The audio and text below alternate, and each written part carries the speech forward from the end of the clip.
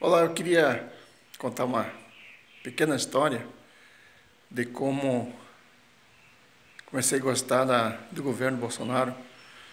E eu estava fazendo o último ano da faculdade, do mestrado, na cidade de Brasília, voltando já para o aeroporto. Naquela época, não tinha. O Brasil estava passando por um momento difícil, era o governo do PT na época. Eu peguei o Uber, eu estava vindo para o aeroporto, conversando, como sempre faço, com o Uber, a gente vinha conversando com o motorista, né? Perguntei a ele como é que estava a situação. Aí, como já estava na véspera da política, na época, da campanha política, né? Ele disse assim, olha, o Brasil está difícil.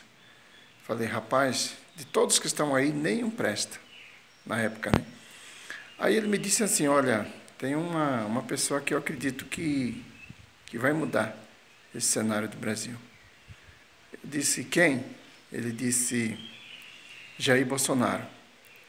Na época eu não conhecia Bolsonaro. Eu via falar de vez em quando assim no jornal, mas era muito distante. E eu vim embora, né? Eu não acreditei nisso eu fiquei pensando na fala daquele Uber, né? Jair Bolsonaro.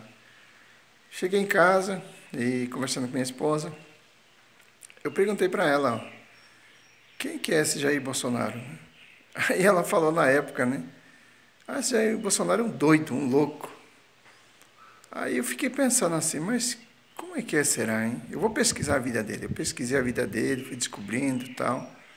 E descobri quem era o Jair Bolsonaro. E depois de tudo que aconteceu Juiz de Fora, eu falei, não, esse homem de verdade. O Brasil precisa desse homem assim. E aí, desde então, passei a ser eleitor de Bolsonaro. Sou fã desse homem, porque realmente é um homem de verdade. Falando da minha esposa, que tinha falado que era louco, hoje ela é bolsonarista até debaixo d'água. E por quê? Porque eu conheci o sistema como estávamos no Brasil. O Brasil é um país muito rico, mas